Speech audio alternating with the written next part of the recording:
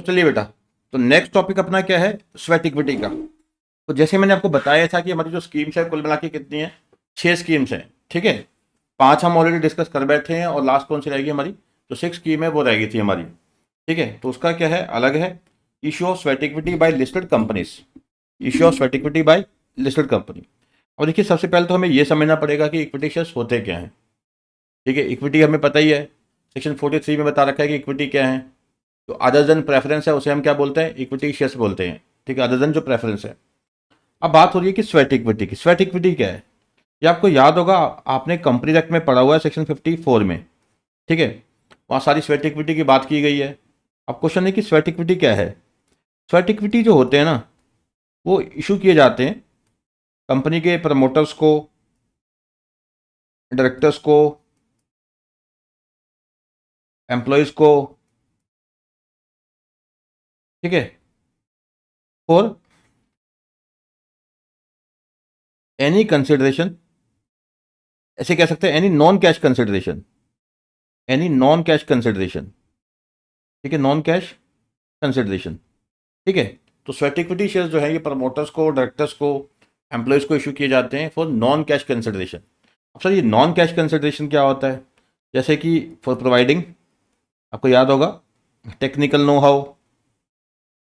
ठीक है, technical know how हो गया, कॉपीराइट्स वगैरह हो गए, या किसी और प्रकार का वैल्यूएडिशन, या किसी और प्रकार का क्या है, वैल्यूएडिशन। ठीक है, और एनी अदर वैल्यूएडिशन। ठीक है, तो मान लीजिए कोई एम्प्लॉय है जिसका एक आईटी सेक्टर में काफ़ी ज़्यादा तजुर्बा है, एक एम्प्लॉय है कंपनी का जिसका आईटी सेक्टर में बहुत ज़्यादा क्या है, एक्सपीरियंस है। अब कंपनी क्या है कि उसे क्या है कि अलॉट करना चाहती है स्वेट इक्विटी शेयर्स। कंपनी उसे एक तरह से ना रेमुनरेशन देना चाहती है, पर कंपनी के पास इतना कैश नहीं है कि उसको कैश दे दे, कैश सैलरी दे दे। तो कंपनी क्या करती है, उसको फ्री में शेयर्स दे देती है। अब क्वेश्चन ये है कि क्या शेयर्स फ्री में दिए गए, नहीं, कंपनी को कुछ वैल्यू एडिशन मिला। ठीक है, उस एम्प्लॉय ने क्या है कि कंपनी में कुछ वैल्यू एडिशन किया है। ठीक है, उसके कारण क्या है कि कंपनी वो शेयर्स दे रही है। ठीक है, there is no free lunch in the world, free में तो कुछ भी नहीं मिलता कहीं। ठीक है, तो यहाँ पे क्या है कि टेक्निकल नो हाउ है, कॉपीराइट्स हैं। ठीक है, या अदर कोई वैल्यू एडिशन है वो कंपनी को मिल रहा है। ठीक है, तो उस केस में क्या है कि कंपनी जो है ये शेयर्स इशू कर रही है। ठीक है, अब देखिए, अब आप कहोगे सर जहाँ पे सेक्शन 54 है तो यहाँ पे हम ये एक्स्ट्रा क्यों पढ़ रहे हैं। कंपनीज एक्ट 2013 में we have already studied section 54, then why this regulations. ठीक है, तो देखिए सिंपल, कंपनी दो तरह की आपको पता है, लिस्टेड एंड अनलिस्टेड।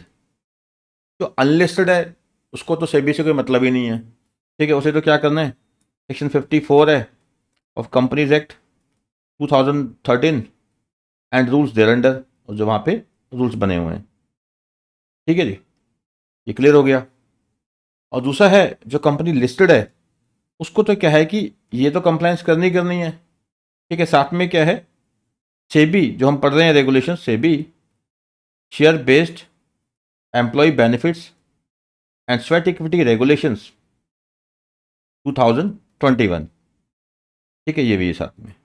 हाँ, कुछ प्रोविज़न जो है 54 सेक्शन की इन कॉन्ट्रावेंशन होगी, से मिसमैच करेगी, तो वहाँ चलेगी किसकी, सेबी के रेगुलेशंस की चलती है। ठीक है, तो चलिए लिस्टेड के केस में क्या है कि रेगुलेशंस है सेबी के, प्लस साथ में 54 सेक्शन आ जाता है, प्लस साथ में क्या है कंपनियों के रूल्स आ जाते हैं। ठीक है, और जहाँ पे क्या है कि कुछ आपस में कॉन्ट्रडिक्शन होता है सेबी के रेगुलेशंस का और कंपनी लॉ का, तो चलते किसके हैं, फिर सेबी के रेगुलेशंस की कंप्लायंस होती है। ठीक है, और अनलिस्टेड में क्या है कि सेक्शन 54 और companies act 2013 rules thereunder. और अब इस समय हम किसकी बात कर रहे हैं, सिक्योरिटी लॉ, जो कंपनीज लिस्टेड है उसकी बात करते हैं। ठीक है जी, तो इस तरीके से है। आइए, यहाँ कहते हैं कि nothing content in this chapter shall apply to unlisted company. ठीक है, तो यहाँ पे सेबी का मैंने बताया ना, अनलिस्टेड कंपनी से कुछ लेना देना नहीं है। तो सर जो कंपनी अनलिस्टेड है वो कहाँ जाएगी, उसको फॉलो करना होगा section 54 of companies act 2013 and rules thereunder. ठीक है, provided that an unlisted company coming out with IPO and seeking listing of its securities on the recognised stock exchange. एक कंपनी आईपीओ लेके आ रही है और लिस्टिंग करवाना चाहती है, pursuant to issue of sweat equity shares shall comply with the SEBI ICDR regulations 2018। अब कहते हैं कि मान लीजिए कंपनी क्या है, pursuant to issue of sweat equity, ठीक है, स्वेट इक्विटी इशू करके, एम्प्लॉयज़ को इशू करके, उसी को क्या है, ठीक है, साथ में क्या है कि पब्लिक इशू लेके आना चाहती है। तो फिर तो क्या है कि पब्लिक इशू के केस में क्या आ जाता है, सेबी आईसीडीआर आ जाते हैं, ठीक है। वहाँ पे तो क्या लगता है, सेबी आईसीडीआर रेगुलेशन 2018 अप्लाई हो जाते हैं। मैं रिपीट कर देता हूँ उस पॉइंट को। कहते हैं कि अनलिस्टेड कंपनी है, अभी लिस्टेड नहीं हुई, ठीक है, अगर वो आईपीओ लेके आ रही है, coming out with IPO and seeking listing of its securities on the recognized stock exchange pursuant to issue of sweat equity shares, ठीक है जी। एक अनलिस्टेड कंपनी है, स्वेट इक्विटी इशू कर रही है, तो लिस्ट करवाना चाहती है, साथ में आईपीओ भी लेके आ रही है, ठीक है। तो अब उसको क्या करना है, उसको, ठीक है, सेबी की आईसीडीआर रेगुलेशन 2018 तो कहाँ पे अप्लाई होते हैं, आईपीओ एफपीओ में अप्लाई होते हैं, ठीक है। तो प्राइमरी इशू जितने भी आते हैं, ठीक है, वो सारे किस में आ जाते हैं, सेबी आईसीडीआर रेगुलेशन 2018 में आ जाते हैं। एक कंपनी जो स्वेट इक्विटी इशू करके कंपनी लिस्ट करवाना चाहती है, साथ में आईपीओ लेके आ रही है, ठीक है, तो उसको क्या है कि सेबी आईसीडीआर रेगुलेशन 2018 फॉलो करने पड़ेंगे, क्योंकि वो लिस्टिंग करवाना चाहती है आगे स्टॉक एक्सचेंज पर, साथ में आईपीओ लेके आ रही है, ठीक है। नेक्स्ट है definition of employee in relation to issue of sweat equity shares. यहाँ पे कहते हैं टर्म एम्प्लॉय में क्या आ जाता है, employee of the company working in India और अब्रॉड। तो कंपनी का एम्प्लॉय इंडिया में काम कर रहा है या बाहर काम कर रहा है, क्योंकि दोनों ही केसेस में कंपनी का एम्प्लॉय इसमें कवर हो जाएगा। तो कंपनी स्वेट इक्विटी किसी को भी दे सकती है, किसी भी एम्प्लॉय को दे सकती है, बेशक वो इंडिया में काम कर रहा है, बेशक इंडिया के बाहर कर रहा है। और जो कंपनी का डायरेक्टर है, बेशक वो होल टाइम है या नहीं भी है, ठीक है, होल टाइम है या नहीं भी है, तो कि दोनों को दे सकती है, ठीक है। याद रखिएगा, यहाँ पे एम्प्लॉय की डेफिनेशन बिल्कुल लिमिटेड है। क्या बोलते हैं, एम्प्लॉय है, कोई भी एम्प्लॉय है, इंडिया में है या बाहर, उसको स्वेट इक्विटी दे सकती है कंपनी। और दूसरी बात क्या आ गई कि कंपनी जो है, कंपनी का जो डायरेक्टर है, बेशक वो होल टाइम है या नहीं है, दोनों को कंपनी क्या है कि स्वेट इक्विटी शेयर्स अलॉट कर सकती है। सिंपल। अब थोड़ा ध्यान से समझना, ठीक है। अब गेम आगे बढ़ेगी, इंपॉर्टेंट जो एग्जाम पॉइंट है वैसे शुरू हो जाएगा सारा। कहते हैं issue of sweat equity to employees. कोई भी कंपनी जिसके शेयर्स लिस्टेड हैं सिक्योरिटी स्टॉक एक्सचेंज पे, अगर वो स्वेट इक्विटी शेयर इशू करती है, इन सेक्शन 54 इशू करे, ठीक है, एंड दीज रेगुलेशन जो मैंने बताया था, कंपनी जो लिस्टेड है, ठीक है, उसको अगर स्वेट इक्विटी करना है, ठीक है, स्वेट इक्विटी शेयर्स इशू करने हैं, तो उसको section 54 of companies act 2013 and rules under as well as क्या है कि जो आपका जो रेगुलेशन है ये वाले फॉलो करने पड़ेंगे, ठीक है। तो it's employ for the providing know how, ये काहे को इशू करते हैं, sweat equity for providing know how और making available rights in the nature of intellectual property rights और वैल्यू एडिशन, ठीक है। कोई टेक्निकल नो हाउ है, वैल्यू एडिशन है, ठीक है, कोई कॉपीराइट्स हैं, उसके लिए क्या है कि कंपनी जो है, ठीक है, क्या अलॉट कर देती है, स्वेट इक्विटी शेयर्स। अब यहाँ आईपीआर लिखा है, आईपीआर में ट्रेडमार्क्स, कॉपीराइट्स, ठीक, कुछ भी आ सकता है, by whatever name called, कुछ भी आप उसको कह सकते हो, ठीक है जी। अगला ध्यान से समझना, मैक्सिमम क्वांटम और स्वेट इक्विटी। मैक्सिमम क्वांटम में याद रखना कि कंपनी जो एक फाइनेंशियल ईयर में कितना इशू कर सकती है, 15% existing paid up share capital है कंपनी की, existing paid up equity share capital, ठीक है, वो क्या है, 15% of existing paid up share capital जो है इन अ फाइनेंशियल ईयर। एक फाइनेंशियल ईयर में कंपनी, ठीक है, जो इशू कर सकती है, ठीक है, जो एग्जिस्टिंग पेड अप कैपिटल है उसका 15%, ठीक है। और एट ए टाइम, एक एट एनी टाइम, किसी भी समय कंपनी की टोटल स्वेट इक्विटी की जो वैल्यू है वो कितनी हो सकती है, 25% हो सकती है ऑफ पेड अप इक्विटी। जितनी भी कंपनी की इक्विटी शेयर कैपिटल होगी उसका 25% तक क्या है, किसी पर्टिकुलर टाइम पे क्या हो सकती है कंपनी की, ठीक है, स्वेट इक्विटी हो सकती है। और एक फाइनेंशियल ईयर में, एक पूरे के पूरे फाइनेंशियल ईयर में कंपनी जो existing paid up equity capital है उसका 15% तक क्या है इशू कर सकती है, ठीक है। इसको स्टडी कर लेते हैं एक बारी, तो ये आपको मैंने आइडिया दे दिया, 15%, 25%। एक फाइनेंशियल ईयर में बात करें तो एग्जिस्टिंग पेड अप इक्विटी का 15%, और किसी पर्टिकुलर पॉइंट ऑफ टाइम की बात करें तो कुल मिला के कितना है, 25%, ठीक है। A company shall not issue sweat equity shares for more than 15% of existing paid up equity share capital in a year, ठीक है। एक साल में कितना इशू कर सकते हैं, 15% of existing paid up equity share capital, ठीक है। और किसी पर्टिकुलर टाइम, किसी पर्टिकुलर पॉइंट ऑफ टाइम पे, यानी किसी भी पॉइंट ऑफ टाइम पे क्या है, किसी भी पॉइंट ऑफ टाइम पे, ठीक है। तो किसी भी पॉइंट ऑफ टाइम पे क्या हो सकता है कंपनी की जो टोटल जो स्वेट इक्विटी है, ठीक है, टोटल जो स्वेट इक्विटी है किसी पर्टिकुलर टाइम पे shall not exceed 25% of paid up equity share capital of the company at any time. ठीक है जी, ये क्लियर हो गया आपको? सिंपल है। कंपनी जो इक्विटी जो इशू कर सकती है, स्वेट इक्विटी, एक फाइनेंशियल ईयर में पूरे के पूरे ईयर में कितनी कर सकती है? 15%, 15% of existing paid up share capital. और at any particular point of time, किसी एक पॉइंट ऑफ टाइम पे कंपनी की जो टोटल स्वेट इक्विटी कितनी हो सकती है? 25% of equity share capital, paid up equity share capital. अगला ध्यान रखिएगा, एक company listed on innovators growth platform. अब ये क्या होते हैं? ठीक है, इसको बोलते थे पहले इंस्टीट्यूशनल ट्रेडिंग प्लेटफॉर्म। जो स्टार्टअप कंपनीज है वो यहाँ पे आकर लिस्ट हो जाती हैं। ठीक है, जो स्टार्टअप कंपनी ज़्यादातर होती हैं वो यहाँ लिस्ट होती हैं, इनोवेटर्स ग्रोथ प्लेटफॉर्म। ठीक है, further a company listed on innovators growth platform shall be permitted to issue not more than 15% of paid up equity share capital in financial year. But overall जो है कितनी हो सकती है? 50% of paid up equity share capital of the company up to 10 years from the date of its incorporation या registration. ये कहना क्या चाहते हैं? देखिए सिंपल है। देखो वैसे हमने क्या बोला, मैक्सिमम जो स्वेट इक्विटी है वो कितनी हो सकते हैं? एक फाइनेंशियल में कितना इशू कर सकते हैं? 15%। और ओवरऑल किसी पर्टिकुलर पॉइंट ऑफ टाइम पे कितना हो सकता है? 25%। ठीक है जी, अगर यही कहते हैं कि अगर इनोवेटर्स ग्रोथ प्रोग्राम, ठीक है, इसको पहले बोलते थे इंस्टीट्यूशनल ट्रेडिंग प्लेटफॉर्म, ये पॉइंट कवर है सेबी आईसीडीआर रेगुलेशन 2018 में। ठीक है, पहले बोलते थे इंस्टीट्यूशनल ट्रेडिंग प्लेटफॉर्म। ठीक है, यहाँ पे क्या है? Innovators growth platform.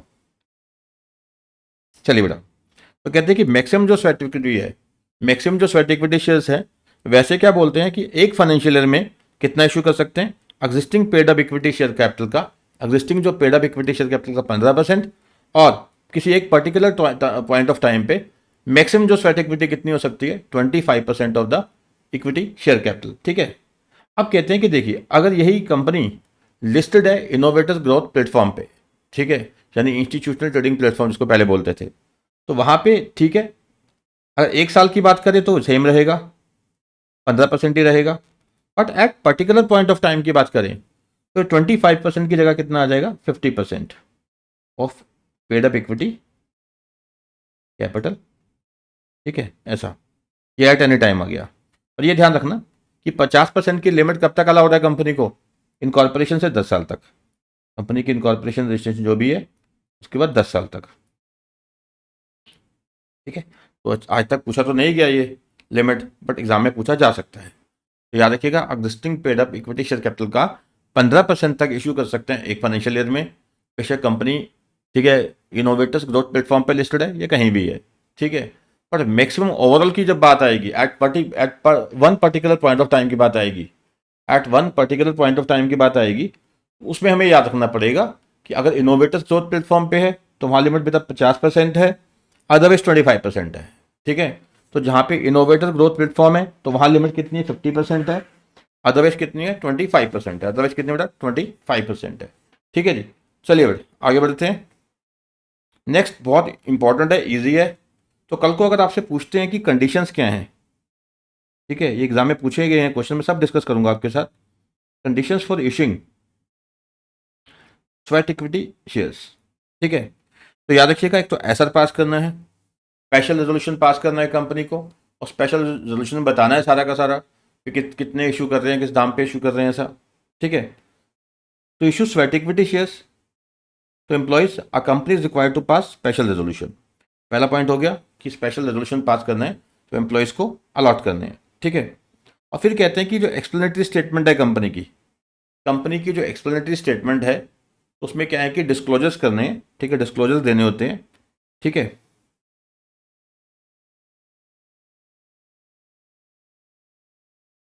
shall contain disclosures as specified in the schedule 2 of these regulations। ठीक है, तो जो एक्सप्लेनेटरी स्टेटमेंट आपको पता ही है कि सेक्शन 102 के according, section 102 of companies act 2013 के अकॉर्डिंग एक्सप्लेनेटरी स्टेटमेंट अनेक्स की जाती हैं टू द नोटिस। तो नोटिस इशू किया जाता है अंडर सेक्शन 101। ठीक है, 101 नोटिस इशू किया जाता है, उसके साथ क्या होती है? नोटिस के साथ एक्सप्लेनेटरी स्टेटमेंट।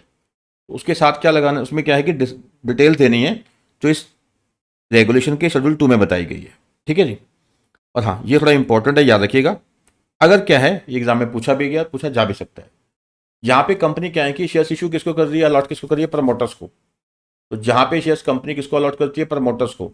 तो वहाँ पे कहते हैं कि जो रेजोल्यूशन पास करना है तो केवल वो सिंपल मेजोरिटी के साथ भी चल जाएगा, by simple majority of shareholders in the GM. I repeat तो क्या कहते हैं, issue of equity shares to employees who belong to the promoter और प्रमोटर ग्रुप। वो एम्प्लॉइज जो प्रमोटर्स या प्रमोटर ग्रुप से बिलोंग करते हैं, वो एम्प्लॉइज जो प्रमोटर्स या प्रमोटर ग्रुप से बिलोंग करते हैं, ठीक है। तो वहाँ रेजोल्यूशन की अप्रूवल किससे आएगी, simple majority of shareholders in the GM. GM बुलाइए और सिंपल मेजोरिटी, जैसे कि ओआर में होती है, ऑर्डिनरी रेजोल्यूशन में होती है, सेम वैसे ही सिंपल मेजोरिटी से चल जाएगा। और फिर यहाँ कहते हैं कि देखिए, परंतु कि ऐसा कोई रेजोल्यूशन पास करने से पहले ये प्रमोटर वाले केस में वोटिंग थ्रू पोस्टल बैलेट, जो आपको पता है ये 110 के अकॉर्डिंग होती है कंपनी एक्ट 2013 की, ठीक, 110 सेक्शन के अकॉर्डिंग। ई वोटिंग 108 के अकॉर्डिंग होती है। As specified under companies management and administration rule 2014 shall also be adopted, ठीक है। तो उसमें ई वोटिंग या फिर पोस्टल बैलेट का मौका भी दिया जाएगा। फर्दर प्रोवाइडेड दैट प्रमोटर या promoter group shall not participate in such resolution, ठीक है जी। देखो वैसे तो क्या होता है, स्पेशल रेजोल्यूशन क्या होता है आपको पता ही है, सेक्शन 114 ऑफ कंपनीज एक्ट 2013। ऐसा का मतलब क्या होता है, 3 टाइम्स मेजोरिटी, 3 टाइम्स मेजोरिटी, ठीक है। जो वोट्स फेवर में चाहिए वो अगेंस्ट का एटलीस्ट 3 गुना होने चाहिए। वोट्स जो फेवर में चाहिए अगेंस्ट का एटलीस्ट 3 गुना होनी चाहिए, ये हमें पता है, ठीक है। यहाँ पे कहते हैं कि देखिए, अगर आप, ये तो हो गया कि जब एम्प्लॉयज़ को इशू करते हो तो एसआर पास करना है, पर जब स्वेट इक्विटी शेयर्स किसको इशू किए जा रहे हैं, प्रमोटर्स को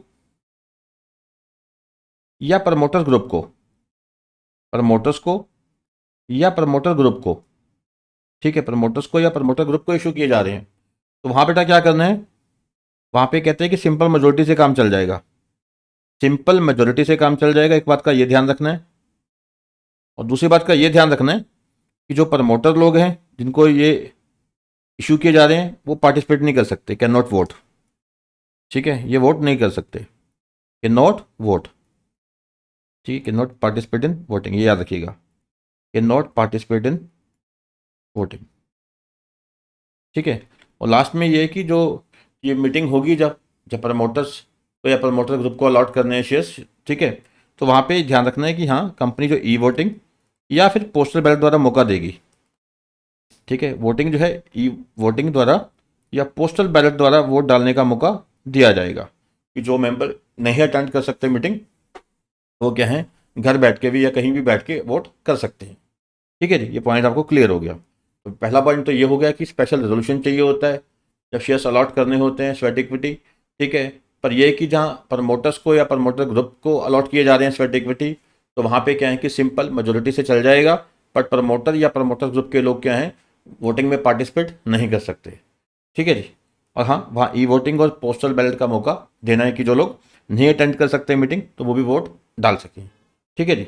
नेक्स्ट है, हर एक स्वेट इक्विटी इशू के लिए कंपनी जब जब भी क्या है कि स्वेट इक्विटी इशू लेके आएगी, हर बार क्या है कि कंपनी को ये सेपरेट रेजोल्यूशन पास करना पड़ेगा, ठीक है। Each issue of sweat equity shares shall be voted by a separate resolution.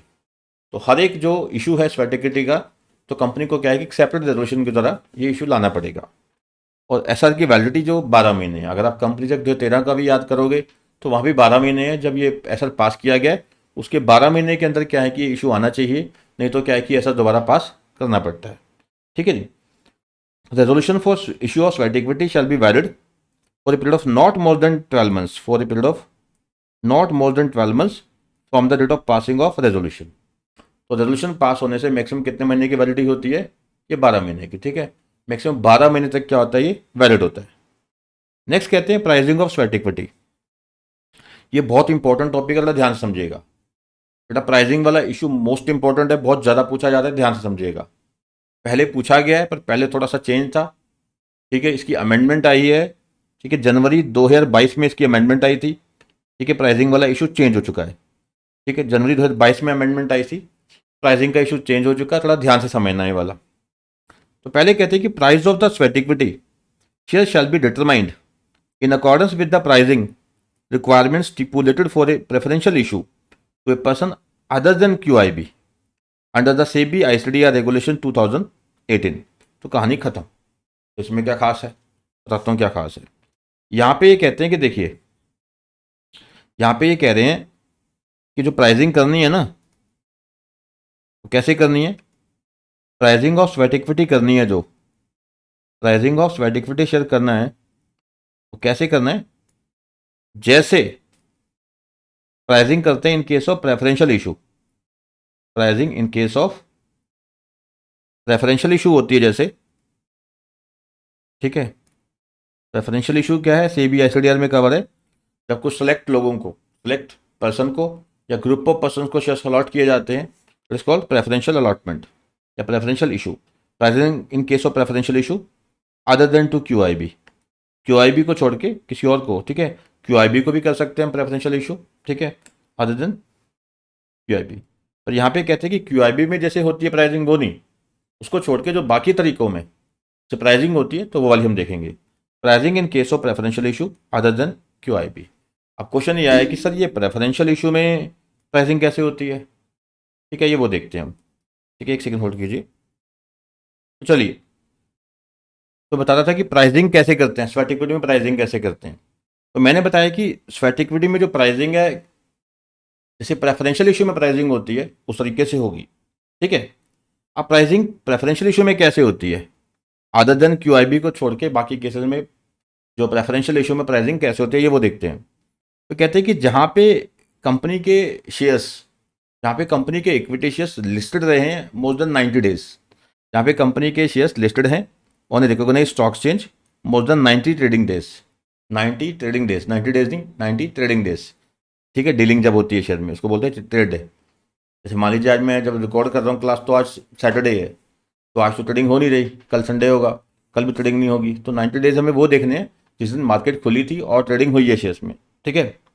तो listed on recognised stock exchange more than 90 trading days. तो यहाँ पे क्या कहते हैं, if the equity shares of the issuer have been listed on recognised stock exchange for a period of 90 trading days और more as on the relevant date. मैं बताता हूँ कि रेलेवेंट डेट क्या होती है, ठीक है। द प्राइस ऑफ इक्विटी, पहले ही समझिए, price of equity shares to be allotted pursuant to the preferential issue shall not be less than the higher of the following, यानी विच एवर इज हायर कम से कम होगा, कंपनी ज़्यादा पे allot करना चाहे कर सकती है, ठीक है। तो स्वेट इक्विटी में कहते हैं कि देखिए प्राइसिंग जो होगी, स्वेट इक्विटी में कहते हैं जो प्राइसिंग होगी तो as per the preferential issue होगी, जैसे प्रेफरेंशियल इशू में प्राइसिंग होती है, जैसे बेटा प्रेफरेंशियल इशू में प्राइसिंग होती है इन केस ऑफ, एक सेकेंड, ठीक है। जैसे बता रहा हूँ कि जैसे क्या है कि प्रेफरेंशियल इशू में प्राइसिंग होती है, जैसे प्रेफरेंशियल इशू में प्राइसिंग होती है वैसे ही क्या है कि प्राइसिंग होगी स्वेट इक्विटी में। अब कहते हैं कि देखो जहाँ पे क्या है कि ट्रेडिंग हुई है कम से कम 90 ट्रेडिंग डेज क्या है कि शेयर्स लिस्टेड रहे हैं, तो वहाँ पे प्राइसिंग कैसे होगी, ध्यान से समझना। पहले कुछ और होता था, पहले होता था कि 26 हफ्ते या 2 हफ्ते, विच एवर इज हायर। वो चेंज हो चुका है, प्राइसिंग का जो मेथड है वो चेंज हो चुका है बिल्कुल। पहले कुछ और होता था 26 हफ्ते या 2 हफ्ते, ठीक है, विच एवर इज हायर, वो सिस्टम चेंज हुआ है। अब क्या कहते हैं, देखिए ध्यान से समझना, विच एवर इज हायर लेंगे हम, the 90 trading days volume weighted average price, तो क्या बोलते हैं 90 दिन तक जब ट्रेडिंग हुई है पिछले 90 ट्रेडिंग डेज का रेलेवेंट डेट से, रेलेवेंट डेट क्या होती है बता ही देता हूँ मैं आपको। जब मेंबर्स की मीटिंग होती है, जिस दिन GM हुई है एसआर पास करने के लिए, जिस दिन GM हुई है उसके एग्जैक्टली 30 दिन पहले जो दिन आएगा उसको बोलते हैं relevant date, 30 days prior to the GM in which SR is passed, ठीक है। रेलेवेंट डेट नोट ही कर लो आप, ठीक है, क्या है 30 days prior to the GM। जैसे GM हुई है उसे 30 दिन पहले जो दिन आ रहा है उसको बोलते हैं रिलेवेंट डेट, ठीक है। तो क्या बोलते हैं 90 trading days volume weighted average price, ठीक है। 90 दिन में जो भी वॉल्यूम वेटेड एवरेज प्राइस आएगा of the related equity shares, ठीक है। अब ये ऐसा क्यों लिखा, रिलेटेड इक्विटी शेयर्स, जिस प्रकार की स्वेट इक्विटी इशू कर रहे हैं, स्वेट इक्विटी में कंडीशन होती है कि जो आप स्वेट इक्विटी इशू कर रहे हो तो similar class of equity shares पहले भी इशू हो चुके हैं, ठीक है, वो सिमिलर क्लास के पहले इशू हो चुके हैं। तो सेम वही शेयर जो लिस्टेड है, सिमिलर क्लास के शेयर जो लिस्टेड है, तो उसका हम देखेंगे पिछले 90 ट्रेडिंग डेज का, पिछले 90 ट्रेडिंग डेज का जो वॉल्यूम वेटेड एवरेज प्राइस है on the recognised stock exchange preceding the relevant date. तो रेलेवेंट डेट से पिछले 90 दिन, रेलेवेंट डेट से पिछले 90 ट्रेडिंग डेज, हो सकता है दिन तो पिछले 125 हो जाए पर ट्रेडिंग 90 दिन होनी चाहिए, ठीक है।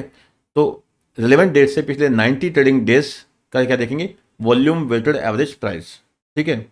तो वॉल्यूम वेटेड एवरेज प्राइस देखेंगे, या फिर ठीक है ऐसी प्रीसीडिंग द रेलेवेंट डेट से पिछले 10 ट्रेडिंग डेज का सेम वही वॉल्यूम वेटेड एवरेज प्राइस देखेंगे, ठीक है जी।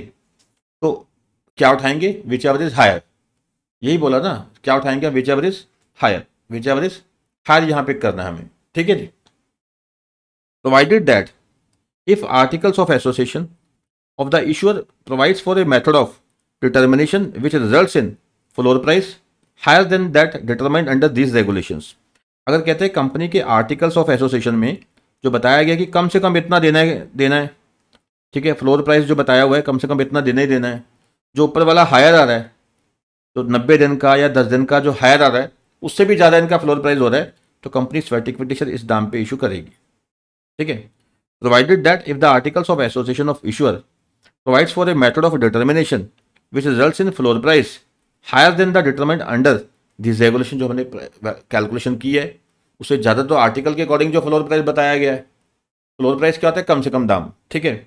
Then the same shall be considered as floor price for equity shares to be allotted pursuant to the preferential issue, ठीक है जी। तो यानी कि हमें इस तरीके से चलना पड़ेगा। तो रिपीट कर देता हूँ मैं, हुआ क्या है, तो कहते हैं कि देखो आपको जो प्रेफरेंशियल शेयर इशू करने हैं, अब आप कहोगे सर नॉन कैश कंसिडरेशन है यहाँ, तो अच्छा भैया नॉन कैश कंसिडरेशन तो है, पर एटलीस्ट हमें पता होना चाहिए कि शेयर की वैल्यू क्या है, किस दाम पे क्या है, कि शेयर क्या है, इसकी क्या वैल्यू है, कल को हमें निकालना तो है ना कंपनसेशन क्या है, या हमें जो भी मिला है हमें उसके बदले, ठीक है, जो हमें वैल्यू एडिशन हुआ है या IPR मिले हैं, ठीक है, तो उसकी वैल्यू कैसे निकलेगी, फिर हमें एटलीस्ट शेयर प्राइस पता होना चाहिए, शेयर का प्राइस क्या है, प्राइसिंग पता होनी चाहिए कि हमें इतना मिला है, इतना उसका प्राइस है, ठीक है ऐसा। तो आई रिपीट दिस पॉइंट, उसको याद कैसे करना है आपने, सिंपल, ठीक है। कल को आपसे पूछा जाता है कि प्राइसिंग होगी कैसे स्वेट इक्विटी की, प्राइसिंग ऑफ स्वेट इक्विटी कैसे होगा, तो आपने कहना है कि जैसे प्रेफरेंशियल इशू की होती है एज पर सेबी ICDR, जैसे प्रेफरेंशियल इशू की होती है as per SEBI ICDR regulation 2018, वैसे क्या है कि यहाँ पे प्राइसिंग होगी किसकी, स्वेट इक्विटी शेयर्स की। अब वो कैसे देखेंगे, फिर उसकी प्राइसिंग कैसे होती है, रेलेवेंट डेट जो है, रेलेवेंट डेट क्या होगी, जिस दिन GM हुई है उससे पिछले 30 दिन पहले जो दिन होगा, जो डेट होगी उसको हम क्या बोलेंगे, रेलेवेंट डेट।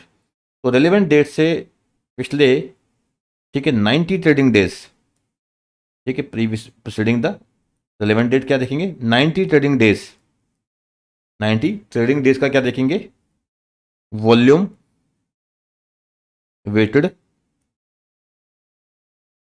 एवरेज प्राइस,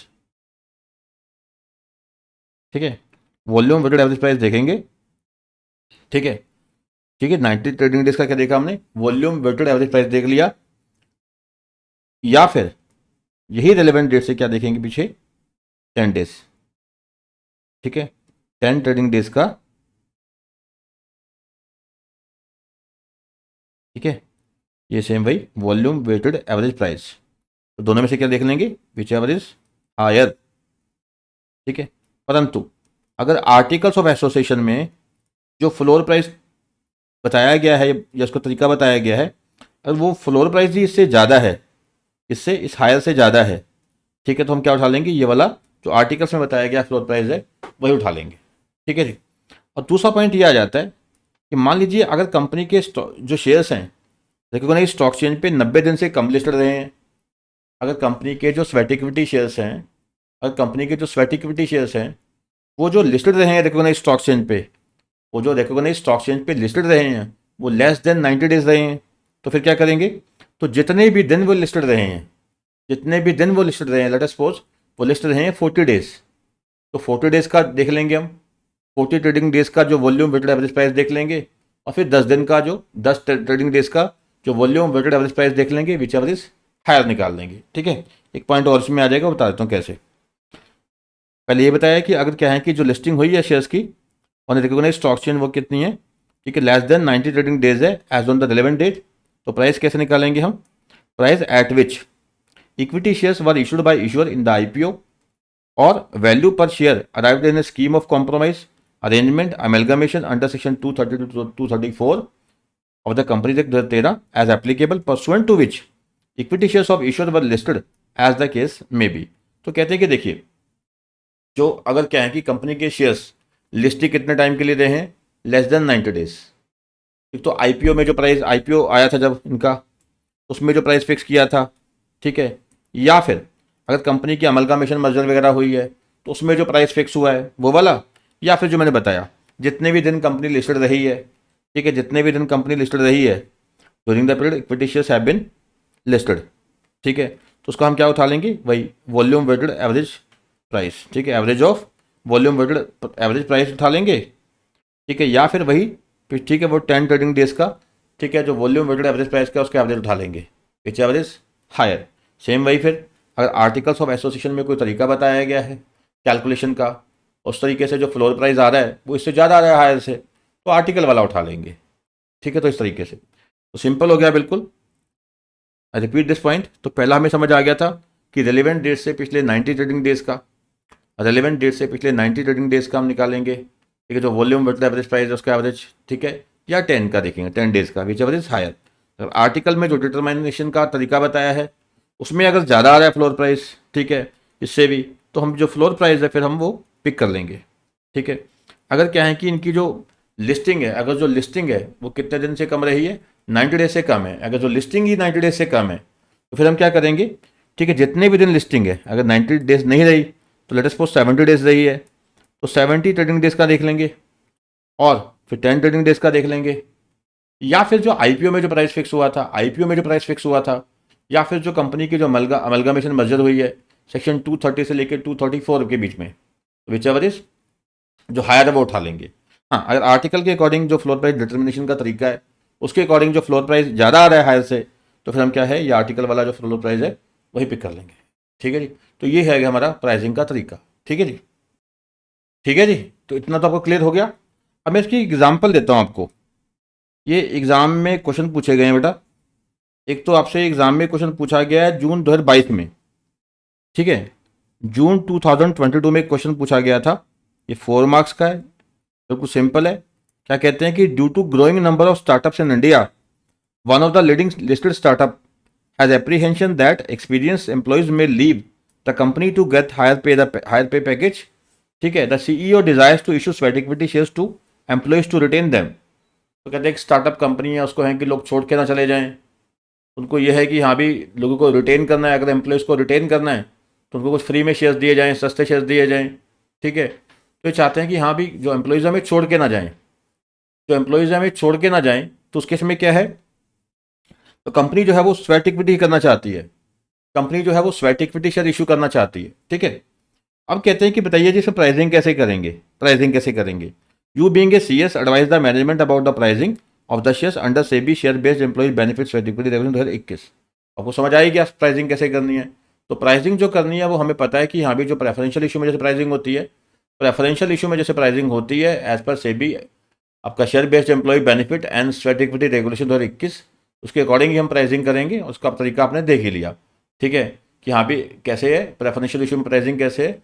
अगर जो लिस्टिंग है वो मोर देन 90 डेज के लिए हुई है, ठीक है, मोर देन 90 ट्रेडिंग डेज है, तो रेलिवेंट डेट से पिछली जो 90 ट्रेडिंग डेज है उसका प्राइस उठाएंगे, ठीक है, उसका जो वॉल्यूम वेटेड एवरेज प्राइस है, ठीक है, और फिर पिछले जो 10 दिन है, ठीक है, जो पिछले क्या है कि 10 ट्रेडिंग डेज हैं, 10 ट्रेडिंग डेज हैं, उसका जो वॉल्यूम वेटेड एवरेज प्राइस है वो उठा लेंगे, विच एवरेज हायर कर देंगे।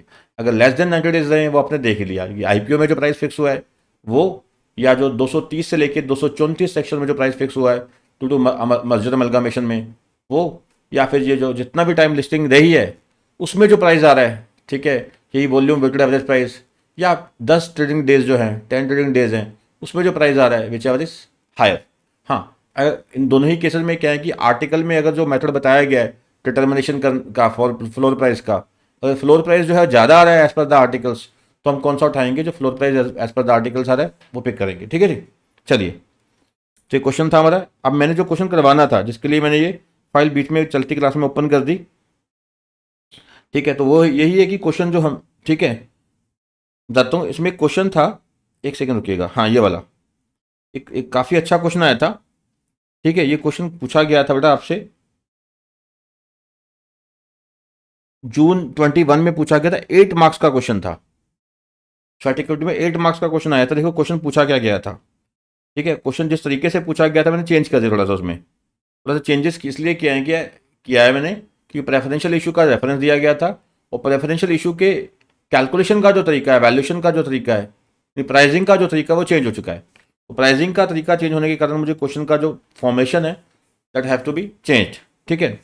अब क्वेश्चन क्या आता है इसमें ध्यान से समझिएगा। कहते हैं portable marketing limited, portable marketing limited A listed company on stock exchange having paid up equity capital, paid up capital 500 crore consisting of 50 CR, equity shares of 10 each. तो 50 करोड़ के शेयर्स है, 50 करोड़ इक्विटी शेयर्स है, 10 रुपये का एक है, ठीक है। बोर्ड जो है कंपनी का उसे रिकमेंड किया है issue of sweat equity shares its promoters, directors and employees. तो कंपनी प्रमोटर्स को, डायरेक्टर्स को, एम्प्लॉइज को स्वेट इक्विटी करना चाहती है इशू, ठीक है, as a part of the recognition for the valuable contribution to the growth of the company. The board meeting was held, अब ध्यान से समझना, बोर्ड की जो मीटिंग हुई थी वो हुई थी 1 मार्च को, बीएम हुई है 1 मार्च को, ठीक है। और जो ईजीएम हुई है वो 27 मार्च को हुई है, जो जीएम हुई है वो 27 मार्च को हुई है। आपसे पूछा क्या जा रहा है, ठीक है, the details of closing market price available on the stock exchange are given below. अब प्राइजेज जो पड़े हैं ये पड़े हैं, कहते हैं कि जनवरी 31 तो 20 से पिछले जो यहाँ पे पहले कुछ और था, तो मैंने जो अमेंडमेंट आई इसमें तो क्वेश्चन को अमेंडमेंट के अकॉर्डिंग मॉडिफाई कर दिया, तो क्वेश्चन जो है मॉडिफाइड है एज पर द अमेंडमेंट, ठीक है। तो प्रोसीडिंग 31 जनवरी 2020, तो 31 जनवरी 2020 से पिछले 90 ट्रेडिंग डेज जो हैं, 90 trading days volume weighted average price of rated equity shares quoted on the recognised stock exchange. तो पिछले 90 ट्रेडिंग डेज का जो वॉल्यूम वेटेड एवरेज प्राइस है वो कितना है, 540 है। अगर आप प्रोसीडिंग 26 फैब देखें, 26 फरवरी से देखेंगे, 26 फरवरी से देखेंगे पिछले 90 दिन का, तो 550 है। तो पहले हमें तो ये समझ नहीं आ रही कि ये 2 तारीखें अलग क्यों दी गई हैं, तो हमें तो मतलब किस चीज़ से, रिलेवेंट डेट। हमें तो क्या लिखना है बेटा, हमें तो देखना है कि रेलेवेंट डेट से पिछले 30 दिन, पहले जो दिन था, ठीक है, उसके पीछे 90 डेज, ये आ जाएगी रेलेवेंट डेट, ठीक है। सॉरी, जिस दिन जीएम हुई है, ये गलत बोल गया मैं, जिस दिन जीएम हुई है उससे एग्जैक्टली पिछले 30 दिन पहले जो दिन है वो रेलेवेंट डेट है। उस रेलेवेंट डेट से पिछले देखेंगे 90 दिन पुराने, 90 ट्रेडिंग डेज का देखेंगे हम वॉल्यूम वेटेड एवरेज प्राइस, ठीक है, या फिर कितना देखेंगे हम 10 डेज का, ठीक है। तो हमें देखना पड़ेगा पहले तो रेलेवेंट डेट कौन सी है। तो पहले देखा कि जीएम कब हुई थी, 27 मार्च को, जीएम कब हुई थी, 27 मार्च को। अब हमें जाना है पिछले 30 दिन पीछे, हमें कब जाना है, 30 दिन पीछे जाना है, 30 दिन पीछे। जब 30 दिन पीछे जाएंगे, ठीक है, 30 दिन पीछे जाएंगे, एग्जैक्टली 27 मार्च से जाओ 30 दिन पीछे, तो कहाँ पहुँच जाओगे, 26 फरवरी, ठीक है। तो 26 फैब में पहुँच जाओगे, तो रिलेवेंट डेट क्या बनती है, 26 फरवरी 2020, ठीक है। आप दिमाग लगा लो ना, 27 मार्च से पीछे जाओगे 30 दिन पहले, तो 27 तो काउंट नहीं करनी, तो पीछे जाएंगे तो 26 दिन ये हो जाएंगे मार्च के, और 4 दिन पीछे ये हो गए, ठीक है। तो 26 फरवरी से पीछे हम देखेंगे रिलेवेंट डेट से 90 ट्रेडिंग डेज देखेंगे, 90 ट्रेडिंग डेज, ठीक है। उसका हमने देखा प्राइस कौन सा है, 550, तो हमें ये देखना है, या फिर रेलेवेंट डेट से पिछले 10 ट्रेडिंग डेज का, ठीक है। अब रेलेवेंट डेट कौन सी है इसमें, 26 फरवरी, ठीक है, ये तो देखना नहीं हमें। तो 26 फरवरी से, ये 26 फरवरी से पिछले 10 दिन का, पिछले 10 दिन का 10 trading days volume weighted average price of listed shares on the recognised stock exchange, तो कितना है 575, ठीक है।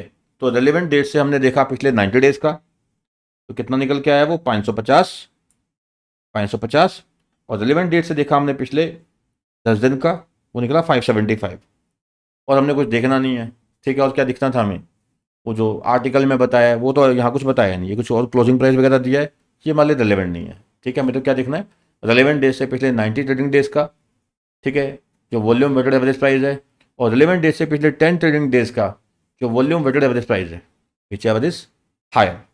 तो 550 और 575, विच एवर इज हायर 575, ठीक है। तो क्वेश्चन पूछे क्या गया है, पहले हमारा याद रखना है, इसमें हमारा जो मिनिमम प्राइस जो आ रहा है जिस पर स्वेट इक्विटी इशू करने हैं, तो प्राइसिंग क्या निकल के आ गई हमारी 575। ठीक है, अब क्वेश्चन पूछे क्या क्या है। पहले पूछते हैं कि what are the conditions to be fulfilled for issue of sweat equity. कर रहा है भाई, एक तो हमें क्या करना है, कंपनी को स्पेशल रेजोल्यूशन पास करना है, और दूसरा क्या था, याद होगा आपको, डिस्क्लोजर इन एक्सप्लेनेटरी स्टेटमेंट। डिस्क्लोजर इन एक्सप्लेनेटरी स्टेटमेंट था, ठीक है, कि जो एज पर द शेड्यूल जो बताया गया है। और क्या था, कंपनी को जो एसर पास करना है, ठीक है, अगर वो प्रमोटर्स को इशू हो रहे हैं या प्रमोटर ग्रुप को इशू हो रहे हैं तो सिंपल मेजोरिटी के द्वारा इशू करने हैं। सिंपल मेजोरिटी में क्या है, जो प्रमोटर या प्रमोटर ग्रुप के लोग पार्टिसिपेट नहीं करेंगे, ठीक है, और उसमें जो मौका देना है e voting plus postal ballot का भी, ठीक है। ये अगले में आ गया, can sweat equity shall be issue to promoters, answer है यस, कर सकते हैं, ठीक है। कंडीशंस क्या है जो हमने बोला, इसमें क्या है कि इस पर सिंपल मेजोरिटी चाहिए, ठीक है, और ये प्रमोटर या प्रमोटर ग्रुप के लोग पार्टिसिपेट नहीं करेंगे, ठीक है, ये लोग पार्टिसिपेट नहीं करेंगे, और क्या है कि ई वोटिंग और जो पोस्टल बैलेट है उसके थ्रू भी मौका दिया जाएगा। कंडीशन में हमने बताया कि एसआर पास करना है, डिस्क्लोज करना है, और एसआर की वैलिडिटी कितनी है, 12 महीने की है, ठीक है। और रिलेवेंट डेट हमने देख ही लिया, जीएम से पिछले 30 डेज पहले की जो डेट है उसको क्या बोलेंगे, relevant date. 30 days prior to the date of GM is called relevant date, ठीक है। सारे हमने आंसर निकाल लिए। अब आप पढ़ लीजिए, पहले कंडीशंस बताइए, एसआर पास करना है, ठीक है, उसमें डिटेल आ जाएगी एसआर में। और सेकेंड था, प्रमोटर को जब इशू करने हैं तो सिंपल मेजोरिटी चाहिए, ठीक है, और वो पार्टिसिपेट कर नहीं सकते, और हाँ, separate resolution for each issue आएगा, ठीक है। और जो एसआर की वैलिडिटी कितनी होती है, 12 महीने की होती है, ये सब पढ़ लिया हमने, ठीक है। और रिलेवेंट डेट क्या है, जीएम से पिछले 30 दिन पहले की जो डेट है उसे हम क्या बोलेंगे, relevant date. For this purpose means the date which is 30 days prior to the date on which meeting of general body of shareholders is convened. तो जिस दिन क्या है कि मेंबर्स की मीटिंग हुई है उससे 30 डेज पहले की जो डेट है उसे हम क्या बोलेंगे, रिलेवेंट डेट, ठीक है जी, उसे क्या बोलेंगे हम, रिलेवेंट डेट, ठीक है। और प्राइसिंग का मैंने बता ही दिया, ये प्राइसिंग में अगर आप पास्ट ईयर का आईसीएसआई का उठा के देखेंगे तो आपको अलग मिलेगा, जहाँ पे अलग मिलेगा क्योंकि चेंज हो चुकी है, तो मैंने अमेंडेड के अकॉर्डिंग कर दिया है, ठीक है। जनवरी 2022 में अमेंडमेंट आई थी बेटा, इसमें प्रेफरेंशियल इशू का कैलकुलेशन का वे, और स्वेट इक्विटी की कैलकुलेशन प्रेफरेंशियल इशू के अकॉर्डिंग करनी है, तो प्रेफरेंशियल इशू में अमेंडमेंट आ गई तो यहाँ भी करनी पड़ी भाई, ठीक है। तो प्राइस ऑफ स्वेट इक्विटी क्या था हमने देख लिया, ठीक है, कितना निकाला था हमने, 575 निकाल लिया था, ठीक है। हमारा क्या आ गया, 575, ठीक है, 550, या हमने देखा था 575, विच एवर इज 575, ठीक है जी। ये पॉइंट आपका बेटा क्लियर है। चलिए हम आगे बढ़ जाते हैं। तो हमें अब दो पॉइंट समझ आ गए, एक हमें बेसिक कंडीशन समझ आ गई, ठीक है, बेसिक जो कंडीशंस हैं वो समझ आ गई फॉर स्वेट इक्विटी शेयर्स, तो बेसिक कंडीशंस हैं for issuing sweat equity shares. दूसरा सबसे इंपॉर्टेंट जो पॉइंट है वो हमें क्या समझ आया है कि प्राइसिंग वाला, ये थोड़ा सा कॉम्प्लिकेटेड था, उस पर मैंने अच्छे से टाइम आपको दे दिया, ठीक है। चलिए बेटा आगे बढ़ते हैं। आगे छोटे छोटे पॉइंट्स हैं, एग्जाम पॉइंट उससे बहुत रिलेवेंट है, ध्यान से समझना। नेक्स्ट कहते हैं वैल्यूशन कैसे की जाएगी, स्वेट इक्विटी की वैल्यूशन कैसे होगी। तो कहते हैं कि देखिए, जो वैल्यूशन करनी है तो कौन करेगा, मर्चेंट बैंकर। मर्चेंट बैंकर है ये वैल्यूशन करता है, ठीक है, वैल्यूशन ऑफ नो हाउ, ठीक है, इंटेलेक्चुअल प्रॉपर्टी जो कंपनी को मिल रहा है, नो हाउ है, ठीक है, या इंटेलेक्चुअल प्रॉपर्टी है, ठीक है, या वैल्यू एडिशन जो भी हो रहा है उसकी वैल्यूशन कौन करेगा, हेडिंग में सब कुछ कर दिया मैंने, मर्चेंट बैंकर। अब मर्चेंट बैंकर क्या है कि एक्सपर्ट से या वैल्यूअर से कुछ कंसल्ट करना चाहता है, कर सकता है, जहाँ पे उसको लगता है कि हाँ भाई ये विषय जो है किसी एक्सपर्ट विशेषज्ञ के साथ या वैल्यूअर के साथ डिस्कस होना चाहिए, कंसल्ट करना चाहिए उसके, कर ले भाई, क्या दिक्कत है। तो merchant banker may consult such experts and valuer as it may deem fit, having regard to the nature of the industry and nature of the valuation of know how, intellectual property और value addition. Industry का nature में ध्यान में रखते हुए, ठीक है, industry के नेचर को ध्यान में रखते हुए, और वैल्यू एडिशन है, इंटेलेक्चुअल प्रॉपर्टी है या नो हाउ है, उसको ध्यान में रखते हुए तो उसको लगता है कि हाँ कंसल्ट करना चाहिए वैल्यूअर के साथ या एक्सपर्ट के साथ, ही मस्ट कंसल्ट दैट, ठीक है। नेक्स्ट है certificate from independent chartered accountant. तो मर्चेंट बैंकर को एक सर्टिफिकेट लेना है इंडिपेंडेंट चार्टर्ड अकाउंटेंट से, किस बात का, कि जो भी वैल्यूएशन की गई है वो as per the relevant accounting standards है, ठीक है, जो भी क्या है वैल्यूएशन की गई है that is as per the relevant accounting standard. ध्यान से समझिएगा, इसमें एक तो पहला बात क्या आ गई, कल को वैल्यूएशन की बात आ जाती है तो 2-3 मोटे मोटे पॉइंट्स हैं, 4 मार्क्स में बेटा ये क्वेश्चन आता है। पहला, वैल्यूएशन किसने करनी है, merchant banker. Merchant banker valuation करेगा, और दूसरा 2 लोग आ जाएंगे यहाँ पे, एक साथ में यहाँ पे एक्सपर्ट्स है, वैल्यूअर है, इसके साथ क्या कर सकता है, एमबी कंसल्ट कर सकता है। ये कंसल्ट कर सकता है with regard to the nature of industry, the value addition, intellectual property rights, या जो भी मिला है, ठीक है। और दूसरा है इंडिपेंडेंट चार्टर्ड अकाउंटेंट, ठीक है, इसी क्या लेना है, सर्टिफिकेट, ठीक है, इसी क्या लेना है, एक सर्टिफिकेट लेना है। किस बात का सर्टिफिकेट है, इस बात का कि जो भी वैल्यूएशन हुई है वो एज पर द क्या है, अकाउंटिंग स्टैंडर्ड्स है, as per the accounting standards है, ठीक है जी। अब देखो आपको कंफ्यूजन हो रही होगी, सर ये प्राइसिंग और वैल्यूएशन में फ़र्क क्या है, प्राइसिंग और वैल्यूएशन में क्या फ़र्क है सर। देखो प्राइसिंग जो हो रही है वो हो रही है स्वेट इक्विटी की, शेयर की वैल्यू जो है उसका प्राइस कैसे निकालना है, ठीक है। वैल्यूएशन जो हो रही है जो उसके बदले मिला, ये तो हमने दिया क्या, उसकी वैल्यू है, जो हमने दिया शेयर उसकी वैल्यू निकाल रहे हैं। ये तो हमें जो मिला है, क्या मिला है हमें, इंटेलेक्चुअल प्रॉपर्टी राइट्स है, ठीक है, या कोई नो हाउ है, या कोई वैल्यूएशन है,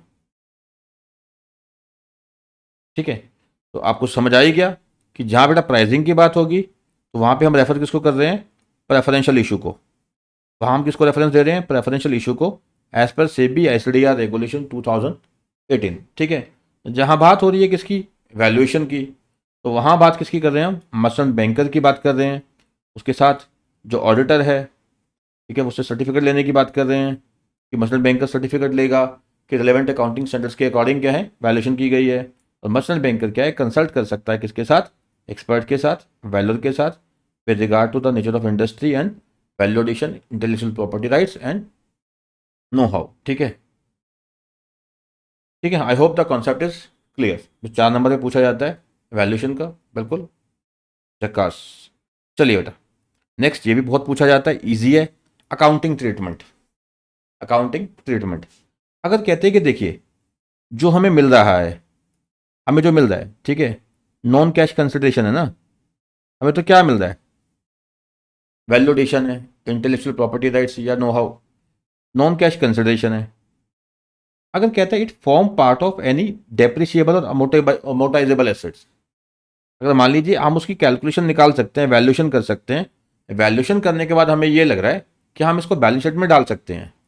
अगर जो नॉन कैश कंसिडरेशन जो है, ठीक है, हमने तो शेयर्स इशू कर दिए, अब हमें क्या मिला, non cash consideration in the form of IPR, no how, और ठीक है आपका वैल्यूएशन। अब नॉन कैश कंसिडरेशन अगर लगता है कि ये किसी एसेट का, ठीक है, अमोटाइजेबल एसेट्स, किसी अमोटाइजेबल, इसको अमोटाइजेबल कर सकते हैं, जैसे कि बैलेंस शीट में प्रॉफिट एंड लॉस में डाल सकते हैं, ठीक है, इधर करके अमोटाइजेबल एसेट या डेप्रिशिएबल एसेट हमें मिल रही है, ठीक है, जो हमें मिला है वो अमोटाइजेबल एसेट है या डेप्रिशिएबल एसेट है, तो फिर तो हम इसको ले जाएंगे बैलेंस शीट की ओर, ठीक है। तो इसको हम कहाँ ट्रांसफर कर देंगे, transfer to the balance sheet. जो हमें मिल रहा है बेटा, अगर वो अमोटाइजेबल एसेट है या डेप्रिशिएबल एसेट है, फिर हम उसको डाल देंगे कहाँ, बैलेंस शीट में। कहाँ डालेंगे, बैलेंस शीट। अगर जो हमें मिल रहा है उसको हम एसेट की फॉर्म में नहीं कैलकुलेट कर पा रहे, उसकी हम कैलकुलेशन एज एन एसेट नहीं कर पा रहे, ठीक है, note in the form of, ठीक है, इसको अदर लिख लीजिए आप, अदर्स, ठीक है, यानी कि not in the form of amortisable assets और डेप्रिशिएबल एसेट। तो फिर हम क्या करते हैं, इसको खर्चा डाल देंगे, ठीक है, ट्रीटेड एज एन एक्सपेंडिचर। जो भी हम उसको क्या करेंगे, एक्सपेंसेस के तौर पर डाल देंगे, प्रॉफिट एंड लॉस में एक्सपेंसेस की ओर डाल देंगे। तो उसको आपसे पूछा जाएगा कि अकाउंटिंग ट्रीटमेंट कैसे होगा, अकाउंटिंग ट्रीटमेंट कैसा होगा, तो आपने बताना है कि जो अकाउंटिंग ट्रीटमेंट के में क्या देखेंगे कि अगर हमें लगता है कि जो नॉन कैश कंसिडरेशन है that is forming part of depreciable और amortisable asset, then it shall be carried to the balance sheet, ठीक है। In any other case it shall be expensed, ठीक है, in the profit and loss account. इसको मैं expenditure डाल देंगे profit and loss account में। ये इंपॉर्टेंट है, ईजी है, याद रखिएगा, ठीक है जी। चलिए बेटा, तो क्या बोलते हैं, where sweat equity shares are issued for non cash consideration, Such non-cash consideration shall be treated as in the following manner in the books of accounts of the company. In case of depreciation or amortizable asset. ठीक है, तो हम क्या करेंगे, it shall be carried to the balance sheet of the company in accordance with the relevant accounting standards. ठीक है, तो balance sheet में डाल देंगे as per the relevant accounting standards. Other cases में क्या करेंगे, इसको हम खर्चे के तौर पर डाल देंगे. ठीक है, जैसे प्रॉफिट एंड लॉस में हम खर्चा डालते हैं. ठीक है, तो as per relevant accounting standard हम क्या है, इसे एज ए एक्सपेंडिचर मान लेंगे, एज ए एक्सपेंडिचर मान लेंगे. ठीक है जी, क्लियर हो गया. नेक्स्ट ईजी है बिल्कुल. अब कहते हैं कि जो कंपनी के सेक्रेटरी ऑडिटर्स हैं, कंपनी का जो सेक्रेटेरियल ऑडिटर है, पहले यहाँ खाली ऑडिटर लिखा था, आप क्या लिख दिया, सेक्रेटेरियल ऑडिटर. ठीक है, कंपनी का जो सेक्रेटरियल ऑडिटर जो CS होता है एज पर सेक्शन 204. ठीक है, उससे कंपनी को एक सर्टिफिकेट लेना है. सर्टिफिकेट लेना है कि कंपनी ने जो स्वेट इक्विटी किया है इशू, ठीक है, वो एज पर द रेगुलेशंस है, जो रेगुलेशन पढ़े हैं हमने, एज पर दिस रेगुलेशंस हैं एंड एज पर जो रेजोल्यूशन पास किया था कंपनी ने, ठीक है, उसके अकॉर्डिंग है. ठीक है जी, तो कंपनी क्या करेगी, तो कंपनी के सेक्रेटेरियल ऑडिटर्स हैं, सेक्रेटेरियल ऑडिटर है कंपनी का. ठीक है, यानी कंपनी सेक्रेटरी है जो, उससे कंपनी एक सर्टिफिकेट लेगी, इस बात का सर्टिफिकेट लेगी कि जो ये स्वेट इक्विटी है इशू जो किया है, ये दो तरीके से देखना है बस, एज पर रेगुलेशंस है, एज पर दीज रेगुलेशंस है, प्लस एज पर रेजोल्यूशन है. जो मेंबर्स की मीटिंग हुई थी भाई, है वहाँ पे जो रेजोल्यूशन पास हुआ था वो तय हुई थी टर्म्स एंड कंडीशंस कि कितने इशू करने हैं, किस दाम पे करने हैं, क्या चीज़ें कैसे होगा. ठीक है, तो जो इशू हुआ है वो as per these regulations, as per the resolution pass by the company pass, इतनी सी बात. ठीक है, तो ऑडिटर का जो सर्टिफिकेट है, स्वेट इक्विटी इशू होने के बाद जो GM आएगी, ठीक है, in the GM subsequent to the issue of sweat equity. Sweat equity share issue होने के बाद जो मेंबर्स की मीटिंग आएगी, GM आएगी, तो उसमें क्या है कि सेक्रेटरी ऑडिटर का एक सर्टिफिकेट लेके रखा जाएगा. ठीक है, for the परयूजल of members etcetera, यहाँ पे कंपनी ने स्वेट इक्विटी इशू करते समय दीज रेगुलेशंस प्लस जो रेजोल्यूशन पास किया था उसको कंप्लाई किया है. ठीक है, नेक्स्ट बड़ा ध्यान से समझना, इजी है. सीलिंग ऑन मैनेजरियल रेम्यूनरेशन, आपको याद होगा कंपनी एक्ट में अब एक सेक्शन 197 था, तो वहाँ पे क्या था, ये किसका था, मैनेजरियल रेम्यूनरेशन का. डायरेक्टर्स को, MD को, मैनेजर को, होल टाइम डायरेक्टर को. ठीक है, जो क्या है कि कितना का रेम्यूनरेशन दे सकती है कंपनी, कितना का रेम्यूनरेशन कंपनी दे सकती है, उसकी बात कहाँ की गई थी, 197 में. ओवरऑल याद होगा 11% होता था, लिमिट थी 5%, 10%, 3%, 1%, ऐसा. तो अब कहते हैं कि देखिए, जो भी स्वेट इक्विटी शेयर्स की जो अमाउंट है, प्राइजिंग इसलिए तो कर रहे थे, प्राइजिंग इसीलिए तो कर रहे हैं, अभी क्या प्राइस है, कितना हमें मिला है, जो हम एक्स्ट्रा दे रहे हैं, तो वो क्या है, कंपनसेशन का पार्ट है. ठीक है, amount of sweat equity shares shall be treated as part of managerial remuneration for the purpose of section 196 and 97 and other applicable provisions of Companies Act 2013 if the following conditions are fulfilled. तो क्या कहते हैं कि जो हम sweat equity issue करेंगे उसे हम मान लेंगे मैनेजरियल रेमुनरेशन का पार्ट. ठीक है, ध्यान ये रखना है कंडीशंस क्या है ऐसा करने के लिए. एक तो जो शेयर्स इशू किए गए हैं वो डायरेक्टर्स को या मैनेजर को इशू किए गए हैं, और डायरेक्टर में MD भी आ जाता है, होल्ड ऑफ डायरेक्टर भी आ जाता है. डायरेक्टर है, MD है, होल टाइम डायरेक्टर है या मैनेजर है. ठीक है, एंड और जो स्वेट इक्विटी इशू है ये फॉर नॉन कैश कंसिडरेशन है. अब ध्यान से समझना, which does not take the form of an asset which can be carried to the balance sheet of the company in accordance with the relevant accounting standard. तो simple सी बात है, देखिए, अगर कंपनी ने स्वेट इक्विटी शेयर इशू किए company के director को, मान लीजिए इसका जो प्राइस निकला, इसकी जो प्राइसिंग हुई कंपनी ने की 10 लाख की. अब इस डायरेक्टर से जो एसेट थी, वैल्यूएशन था या IPR थे, ठीक है, जो मिला कंपनी को, उसे कंपनी ने माना है एसेट. हमने अभी देखा कि अकाउंटिंग ट्रीटमेंट कैसा होता है, अगर क्या है कि ये इसको हम एसेट फॉर्म में ले जा सकते हैं as per the relevant accounting standard balance sheet में. ठीक है, एसेट साइड आ गया, ये तो खर्चा डालेंगे. ठीक है, तो कहते हैं कि अगर जो कंपनी को डायरेक्टर से मिला वैल्यूएशन वगैरह, उसको एज ए एसेट मान रहे हैं कंपनी. ठीक है, तो एसेट कितने की मानी कंपनी ने, 10 लाख की. तो ठीक है, 10 लाख की एसेट मानी है, 10 लाख के स्वेट इक्विटी शेयर की है, तो कौन सा फ्री दे दिया हमने उसको, किस बात का कंपनसेशन. ठीक है, अगर मान लीजिए इसको कंपनी ने एक्सपेंसेस माना है, जो डायरेक्टर से मिला उसे क्या मान लिया, एक्सपेंसेस. ठीक है, तो यही था कि अगर हम as per relevant accounting standards ले जा सकते हैं बैलेंस शीट में तो ठीक है, ये तो फिर क्या था, हम एक्सपेंस मान लेंगे. अगर इसको मान लिया गया जो डायरेक्टर से कंपनी को मिला कंपनी को जो वैल्यूएशन वगैरह मिला तो उसे क्या मान लिया कंपनी ने, expenditure as per accounting treatment, as per relevant accounting standards. अब कंपनी ने क्या मान लिया, उसको एक्सपेंसेस मान लिया। अब एक्सपेंसेस ही मान लिया तो कंपनी को तो मतलब कुछ मिला नहीं एक तरह का, ठीक है। तो 10 लाख का 10 लाख क्या मान लिया जाएगा, एज पर सेक्शन 197 क्या मान लिया जाएगा, मैनेजरियल रेम्यूनरेशन। सिंपल सी बात है, ठीक है। तो ध्यान ये रखना है कि जो कंपनी डायरेक्टर को या मैनेजर को जो देगी स्वेट इक्विटी, उसको मैनेजरियल रेम्यूनरेशन का पार्ट तब मानना है, दो कंडीशन पूरी हो जाए। पहला वो डायरेक्टर या मैनेजर को दिया है, अब डायरेक्टर में एमडी भी आता है, होल्डर डायरेक्टर भी आता है, डायरेक्टर को या एमडी को दिया है, एंड साथ में ये है कि कंपनी को जो मिला वैल्यू एडिशन वगैरह, कंपनी को जो मिला वैल्यू एडिशन वगैरह, तो वो क्या है कि that is not taking part of the asset, that is not forming part of any asset of the company.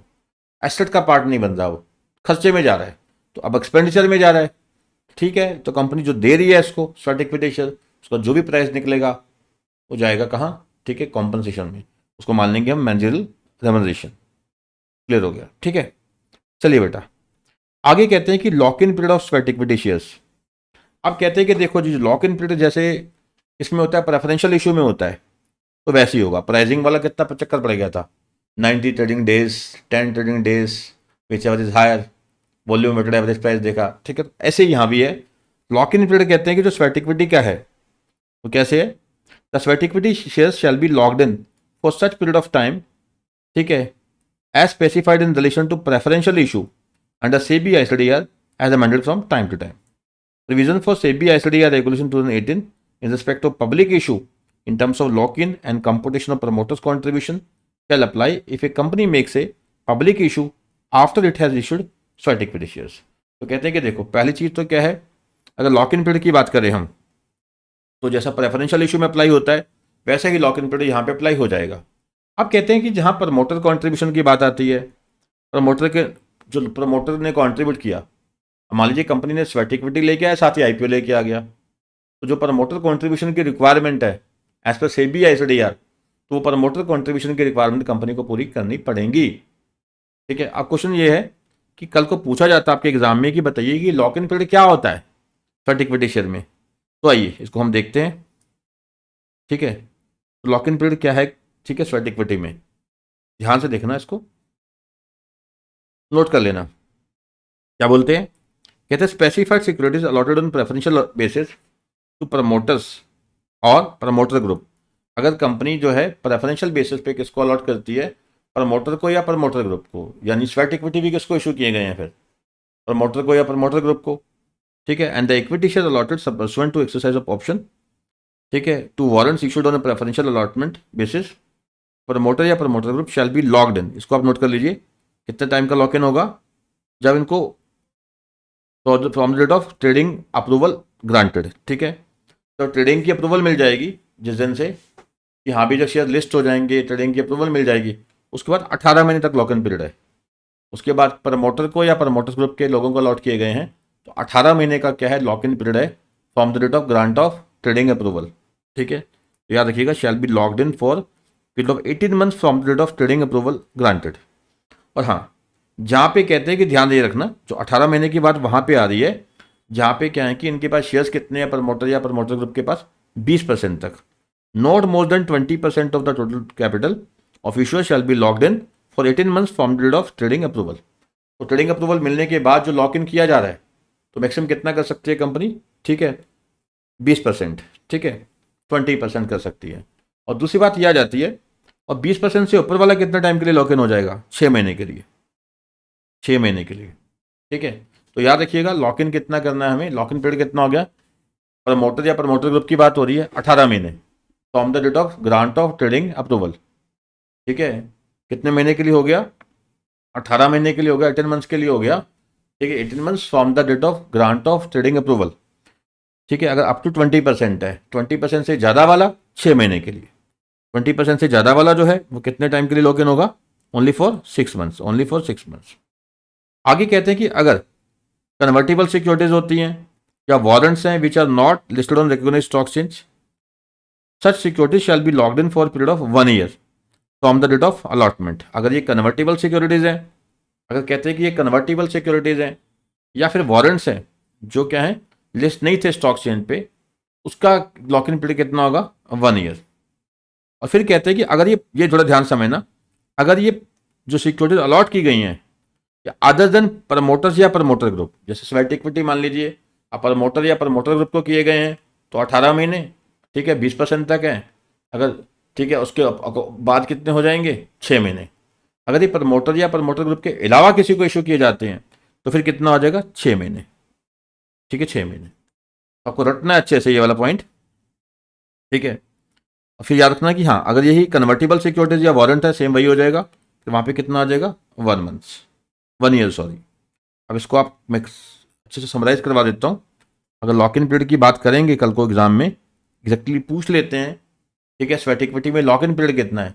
एक बात तो आपने ये याद रखनी है कि जो प्रेफरेंशियल इशू में अप्लाई होता है, जो lock in period preferential issue में अप्लाई होता है, वही क्या है कि lock in period sweat equity में होता है।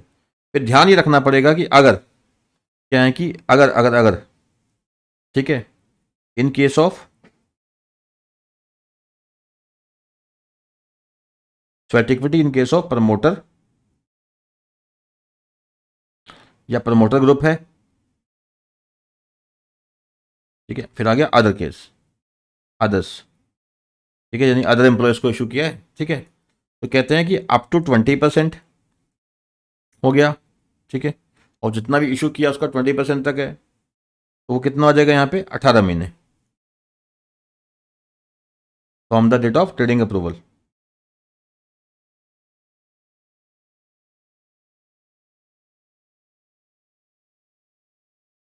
ठीक है, और मोर देन 20% वाला जो पार्ट होगा वो 6 महीने के लिए हो जाएगा, वो 6 मंथ्स के लिए हो जाएगा। तो अदर वाले केस में क्या है कि ये अप टू वाला कोई चक्कर ही नहीं है, या सीधे कितना बोलते हैं, 6 महीने, या सीधे कितना बोला गया, 6 महीने, ठीक है।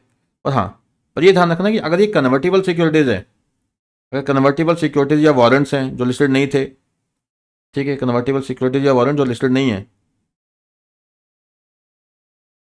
उन दोनों में फिर एक ही साल है, 1 ईयर 1 ईयर। ठीक है, प्लीज़ नोट कर लो, ठीक है। तो यहाँ पे कहते हैं कि देखो लॉक इन पीरियड की बात करेंगे तो आपने याद रखना है कि प्रेफरेंशियल इशू में जो अप्लाई होता है सेम वही है जो प्रेफरेंशियल इशू में अप्लाई होता है। और एक बात ये याद रखना कि अप टू 20% तक है, अगर अप टू 20% तक है, ठीक है, तो कितना याद रखना है, 18 महीने from date of trading approval. और मोर देन 20% है तो 6 महीने in the case of promoter या प्रमोटर ग्रुप, ठीक है। और हाँ, जहाँ पे अदर वाले केस में है यानी अदर एम्प्लॉयज़ हो गया, तो वहाँ पे लॉक इन पीरियड सिर्फ कितना है, 6 महीने है, ठीक है जी। और ये एक सेकंड रुकिएगा,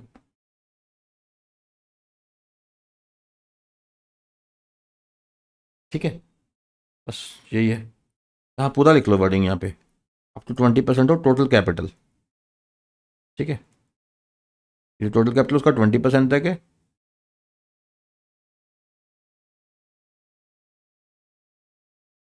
चलिए क्लियर हो गया, प्रमोटर के केस में 18 महीने 6 महीने, ठीक है, और बाकियों के केस में 6 महीने।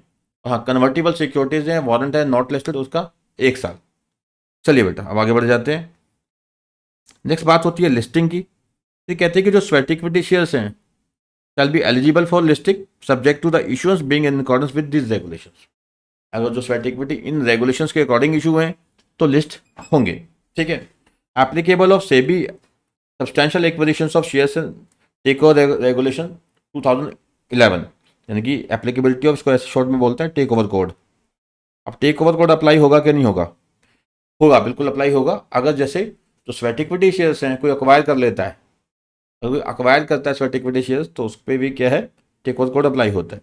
Any acquisition of sweat equity shares shall be subject to the provisions of, ठीक है, टेक ओवर कोड, सिंपल। यानी कि किस एम्प्लॉयज़ के पास शेयर्स हैं जो स्वेट इक्विटी द्वारा होते हैं, ठीक है, अब वो लिस्ट हो गए, अगर कोई उसको भी एक्वायर करने की कोशिश करता है, टेक ओवर कोड है, लिमिट है, वहाँ पे लिमिट बता रखी है, इतने परसेंट एक्वायर करेंगे तो क्या होगा, इतने परसेंट एक्वायर करेंगे तो क्या होगा, ठीक है। तो यानी कि किसी को एम्प्लॉयज़ को स्वेट इक्विटी शेयर्स अलॉट हो रखे हैं, वो लिस्ट हो चुके हैं, उसको एक्वायर किया जाएगा तो फिर वहाँ पे भी अप्लाई हो जाएगा, टेक ओवर कोड अप्लाई हो जाएगा। अगला कुछ भी नहीं, फटाफट पढ़ना है बस हमें। जनरल ऑब्लिगेशन जो हम पढ़ के आए हैं उसका समरी है यहाँ पे, जो हम पढ़ के आए हैं उसकी समरी है जनरल ऑब्लिगेशन में, ठीक है। पहले क्या है, कंपनी ये इंश्योर करती है, आपको देखा कि यहाँ पे जो एक्सप्लेनेटरी स्टेटमेंट है उसमें डिस्क्लोजर किया जाएगा जो भी शेड्यूल 2 के अकॉर्डिंग जो बताया गया है, जो भी डिस्क्लोजर बताया गया वो सब यहाँ पे करना पड़ेगा। ठीक है, ठीक है जी। तो कंटेन्स द डिस्क्लोजर जो भी रिक्वायर्ड है as per the companies act और रेगुलेशंस। तो आपको याद होगा कंपनी की जिम्मेवारी है कि जो कंपनी का जो सेक्रेटरी ऑडिटर है, ठीक है, उससे कंपनी सर्टिफिकेट लेगी और जो सर्टिफिकेट जीएम में जो है प्लेस किया जाएगा। इसमें क्या होता है कि हाँ भी जो ये जो इशू किए गए हैं सर्टिफिकेट शेयर्स वो क्या एज पर द रेजोल्यूशन है and as per the regulations हैं। ठीक है, और फिर ये सिंपल है, कंपनी क्या है कि जो सर्टिफिकेट शेयर इशू हो जाते हैं उसके 7 डेज के विदिन एक स्टेटमेंट भेजती है किसको, रिकॉग्नाइज्ड स्टॉक एक्सचेंज को, जहाँ कंपनी के शेयर्स लिस्टेड हैं। उसमें क्या आता है कि कितने शेयर्स इशू किए हैं स्वेट इक्विटी और किस दाम पे इशू किए हैं, कितनी अमाउंट रिसीव हुई है स्वेट इक्विटी इशू करके, और किन किन लोगों को इशू किए हैं, किन किन लोगों को इशू किए हैं, और कंपनी के जो कैपिटल स्ट्रक्चर में क्या बदलाव आया स्वेट इक्विटी इशू करने के बाद, and share holding pattern before and after the issue of sweat equity shares, और शेयर होल्डिंग पैटर्न में क्या बदलाव आ गया। ठीक है जी, तो ये एक टॉपिक है हमारा स्वेट इक्विटी का ओवरऑल। ठीक है, अब मैं इसमें एक और चीज़ बताता हूँ आपको। अब क्वेश्चन की हम बात कर रहे थे जैसे, ठीक है, एक हमने डिस्कस किया जैसे, एक सेकंड रुकिएगा। ठीक है, अब क्वेश्चन कैसे कैसे पूछे जा रहे हैं यहाँ पे, बिल्कुल सिंपल, बिल्कुल सिंपल सिंपल क्वेश्चन पूछे जा रहे हैं। मैंने पहले आपको बताया कि जैसे जून 2022 में पूछा गया था अभी, हाँ भाई इशू करने हैं स्वेट इक्विटी तो उसकी प्राइसिंग कैसे की जाए। ठीक है, प्राइसिंग में हमने देखा कि वही कि प्राइसिंग जो है वो एज पर द कैसे होगी, प्रेफरेंशियल इशू अदर देन जो क्यूआईबी को है। ठीक है, तो उन्होंने देखा भी हाँ भाई जो रिलेवेंट डेट से, रिलेवेंट डेट याद होगी आपको क्या थी, जीएम से 30 डेज पहले जो दिन है उसे हम क्या बोलते हैं, रिलेवेंट डेट। अब रिलेवेंट डेट से 90 ट्रेडिंग डेज, रिलेवेंट डेट से पिछले जो 90 ट्रेडिंग डेज हैं उसके दौरान जो वॉल्यूम वेटेड एवरेज प्राइस है वो, या जो रिलेवेंट डेट से पिछले जो 10 ट्रेडिंग डेज हैं उसमें जो वॉल्यूम वेटेड एवरेज प्राइस है वो विच एवरेज इज हायर, और आर्टिकल के अकॉर्डिंग जो फ्लोर प्राइस है वो ज़्यादा आ रहा है, उसमें डिटर्मिनेशन का तरीका बताया उसके अकॉर्डिंग, तो फिर जो आर्टिकल वाला प्राइस है वही हम उठा लेंगे। ठीक है, ये हमने देख लिया। ठीक है, सॉरी, नेक्स्ट है, ये हम अभी करके आए थे, दिसंबर 21 में आया 7 मार्क्स का 7 नंबर का क्वेश्चन। ठीक है, accounting treatment of an issue of sweat equity shares is different than the public offer of shares. हमें बताने कि स्वेट इक्विटी का अकाउंटिंग ट्रीटमेंट क्या है, हमने देख लिया। अकाउंटिंग ट्रीटमेंट दो चीज़ें की तरह है। अगर लगता है कि यहाँ भी जो स्वेट इक्विटी इशू हो रहे हैं दैट फॉर्म एन एसेट, ठीक है, विच इज अमोर्टाइजेबल और depreciable, then it shall be carried to the balance sheet as per the relevant accounting standards. If it cannot be carried to the balance sheet, then it shall be deemed as an expenditure. उसे as an expense treat कर लिया जाएगा। इसी बात है as per the relevant accounting standard. ठीक है, ये क्लियर हो गया, इसको हम बता देंगे जो मैंने बताया। फिर कहते हैं कि क्या कोई ऑडिटर के सर्टिफिकेट की रिक्वायरमेंट है। बिल्कुल है जी, कंपनी ने अपने सेक्रेटरी ऑडिटर से एक सर्टिफिकेट लेना है, स्वेट इक्विटी इशू करने के बाद जो जीएम में रख देना है। उसमें होगा क्या कि कंपनी ने जो स्वेट इक्विटी शेयर इशू किए हैं वो एज पर द क्या है, जो ऐसा रेजोल्यूशन पास किया है और एज पर द रेगुलेशंस है, as per these regulations and as per the resolution pass by the company है। ठीक है, और फिर कहते हैं कि तीसरा, मतलब एक ही क्वेश्चन में 3 क्वेश्चन पूछ लिए तभी 7 नंबर का आ गया।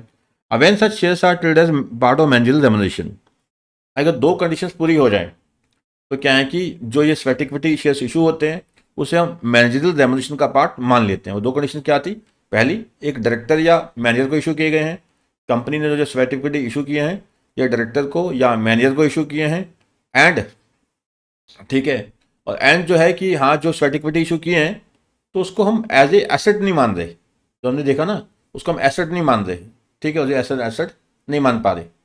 ठीक है जी, आपको समझ आ गया होगा, उसे हम एसेट एसेट नहीं मान रहे। अगर ये 2 कंडीशंस पूरी हो जाएं तो हम इसे क्या मान लेते हैं, इसे हम मान लेते हैं कि हाँ भी ये पार्ट ऑफ मैनेजरियल रेम्युनरेशन है। ठीक है, ठीक है जी, चलिए, तो आपको समझ आ गया, अकाउंटिंग ट्रीटमेंट भी हो गया, ऑडिटर का सर्टिफिकेट मैंने बता दिया आपको, और जो मैनेजरियल रेम्युनरेशन 2 केसेस में मानते हैं, डायरेक्टर या मैनेजर को इशू हुआ है। ठीक है, एंड जो हमें मिल रहा है हम उसको क्या है कि नॉन कैश कंसिडरेशन है वो। ठीक है, और उसे हमें क्या है कि एसेट में नहीं ट्रांसफर कर रहे। ठीक है, तो हम इसे एसेट में ट्रांसफर नहीं कर रहे, तो इसलिए क्या है कि हम इसे क्या डालते हैं, खर्चा डाल देते हैं as a managerial remuneration as per section 197। Next हम डिस्कस कर चुके हैं पहले ही प्राइसिंग वाला।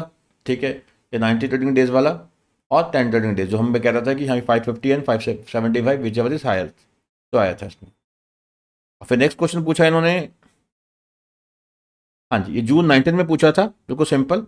ये पूछा है कि अकाउंटिंग ट्रीटमेंट कैसे करना है। हमें पता ही है 4 मार्क्स का है कि जहाँ पे नॉन कैश कंसिडरेशन है टेक्स फॉर्म ऑफ डेप्रिशिएबल और अमोर्टाइजेबल एसेट, जैसे हम क्या है कि बैलेंस शीट में डाल देंगे इन accordance with the relevant accounting standards. या फिर क्या है कि अगर ये क्लोज एप्लीकेबल नहीं हो रही तो फिर हमें क्या मान लेंगे, इसको एक्सपेंसेस मान लेंगे। ठीक है जी। नेक्स्ट एक क्वेश्चन हो रहा है जून 19 में। ठीक है, यहाँ पे पूछा क्या है कि कंपनी इशू करना चाहती है स्वेट इक्विटी शेयर, तो बताइए जी बोर्ड को बताइए कि प्राइसिंग कैसे करनी है। तो प्राइसिंग हमें पता ही है, प्राइसिंग का तरीका हमें समझ आ चुका है। ठीक है, प्राइसिंग जो करनी है वो स्वेट इक्विटी के अकॉर्डिंग, जैसे प्रेफरेंशियल इशू के अकॉर्डिंग करनी है। तो हमें देखना है कि अगर जो लिस्टिंग है सेम वही सारी जो करके हैं 90 ट्रेडिंग डेज से ज़्यादा है, तो हम देखेंगे रेलेवेंट डेट से पिछले 90 ट्रेडिंग डेज जो वॉल्यूम वेटेड एवरेज प्राइस है, या फिर जो क्या है कि पिछले जो 10 ट्रेडिंग डेज में रेलेवेंट डेट से जो वॉल्यूम वेटेड एवरेज प्राइस है विच एवर इज हायर। अगर लिस्टिंग जो है वो लेस देन 90 डेज है, ठीक है, तो जितने भी दिन लिस्टिंग रही है, जितने ट्रेडिंग डेज लिस्टिंग रही है, तो उसका हम देख लेंगे वॉल्यूम वेटेड एवरेज प्राइस। ठीक है, तो वॉल्यूम वेटेड प्राइस जो है, ठीक है, और क्या है 10 डेज का देख लेंगे, 10 डेज का वॉल्यूम वेटेड एवरेज प्राइस देख लेंगे 10 डेज का। ठीक है, और जो आईपीओ में जो प्राइस फिक्स हुआ था, अगर आईपीओ में जो प्राइस फिक्स हुआ था या कोई मर्जर अमलगामेशन हुई है 230 से लेकर 234 में, उसमें जो प्राइस आएगा तीनों में से विच एवर इज हायर। तो दोनों में एक ही चीज़ है कि आर्टिकल के अकॉर्डिंग अगर कोई जो फ्लोर प्राइस का जो तरीका बताया गया है फ्लोर प्राइस डिटरमाइन करने का, उस तरीके के अकॉर्डिंग जो फ्लोर प्राइस ज़्यादा आ रहा है, तो फिर क्या है कि जो जो ज़्यादा वाला प्राइस है वही उठा लेंगे। ठीक है ना। चलिए, तो जितने भी क्वेश्चन थे, ठीक है, एग्जाम पॉइंट ऑफ व्यू से, ठीक है, जो एग्जाम में पूछे गए हैं स्वेट इक्विटी में सारे कवर कर लिए। ठीक है, स्वेट इक्विटी के जो भी क्वेश्चन एग्जाम में पूछे गए हैं वो सारे मैं ऑलरेडी कवर कर चुका हूँ। ठीक है, चलिए जी, इसकी हम ब्रेक लगाते हैं यहाँ पे। होप आपको समझ आ गया होगा। ठीक है जी।